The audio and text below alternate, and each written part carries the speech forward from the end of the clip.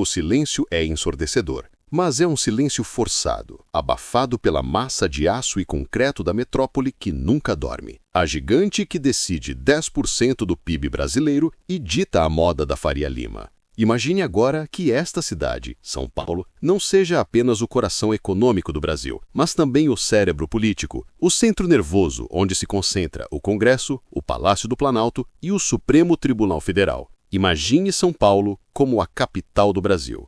A proposta parece épica, um alinhamento lógico entre o poder financeiro e o poder de Estado. Mas o que parece ser uma solução de eficiência, na verdade, desencadearia uma catástrofe sistêmica, um colapso infraestrutural e social que transformaria o Império da Garoa no começo do caos nacional. Este não é um cenário de ficção científica, mas uma análise fria e calculista dos 7 motivos pelos quais mover a capital do Brasil para São Paulo não seria o auge da nação, mas sim o seu fim, o ponto de saturação, onde a maior metrópole da América Latina simplesmente implode sobre o peso da ambição política. Prepare-se, porque a história do nosso país seria reescrita com tinta vermelha de congestionamentos e crise. Motivo 1. O colapso inevitável da infraestrutura de transportes.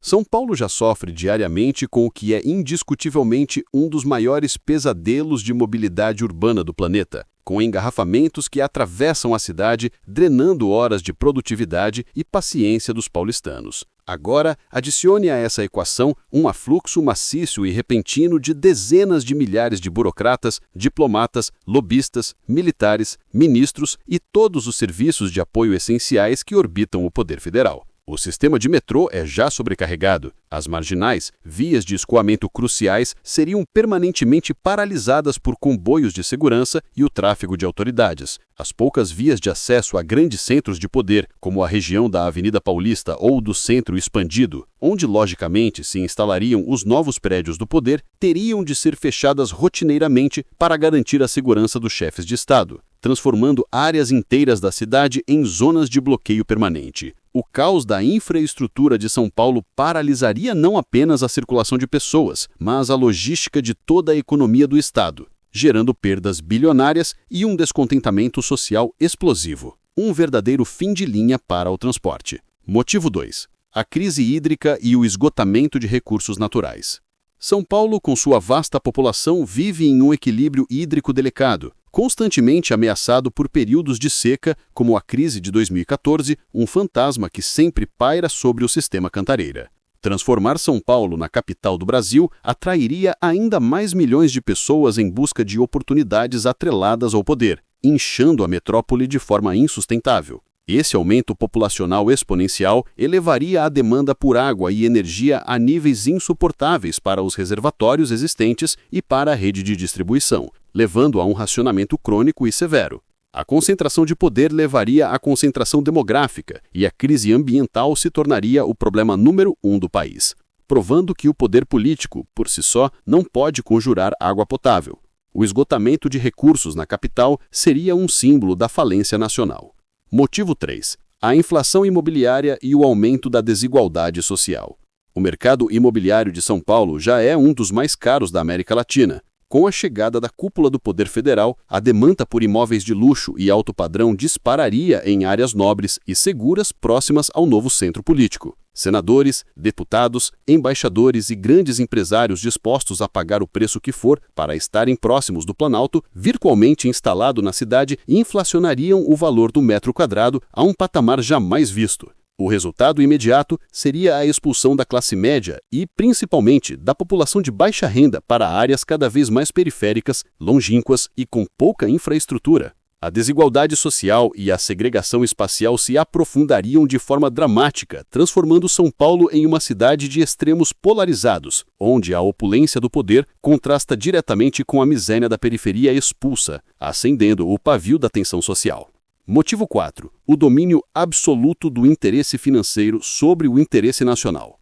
São Paulo é o motor financeiro e industrial do país. Se a Faria Lima estivesse a poucos quarteirões do Palácio do Congresso, o peso do lobby e a influência do setor privado sobre as decisões políticas se tornariam avassaladores. A proximidade física e a convivência diária entre os grandes banqueiros, os magnatas da indústria e os legisladores federais criariam um ambiente onde os interesses regionais e econômicos de São Paulo e do Sudeste ofuscariam de vez as necessidades do Nordeste, Norte e Centro-Oeste. O Brasil se tornaria, de fato, um país governado de dentro de um escritório de mercado financeiro, onde as políticas públicas seriam moldadas para beneficiar o capital concentrado, minando a representatividade democrática e consolidando o poder oligárquico da região mais rica. Motivo 6. A crise de segurança pública e a fragilidade institucional.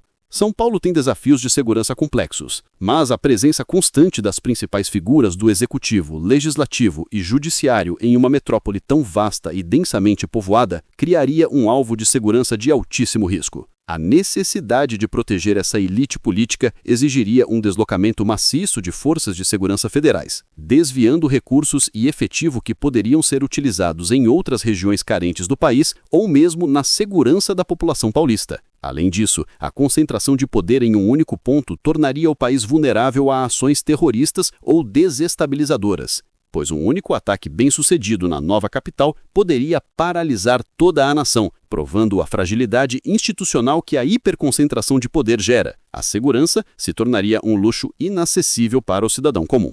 Motivo 7. O sufocamento da cultura e da diversidade regional. Brasília, na sua concepção, foi criada para ser um ponto neutro, um espaço onde todas as regiões do Brasil pudessem se sentir representadas.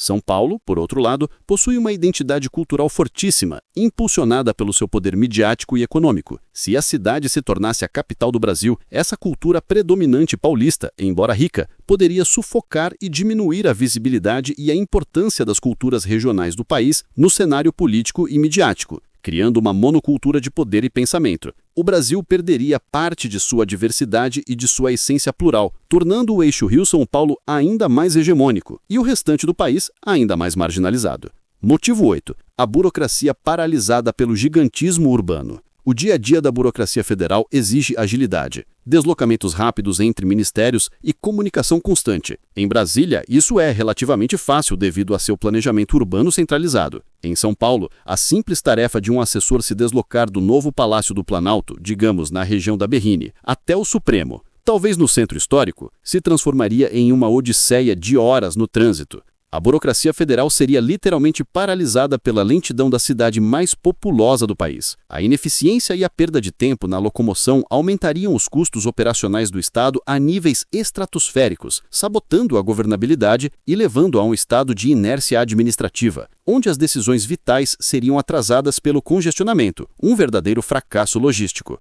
O cenário é claro. O sonho de unificar o poder econômico e político em São Paulo seria um pesadelo logístico e social. A cidade, apesar de sua resiliência e força, entraria em um ciclo vicioso de crise hídrica, caos no transporte e inflação imobiliária sem precedentes, onde o único resultado seria o colapso sistêmico. O começo do caos em São Paulo seria, de fato, a paralisia e o fim da coordenação nacional.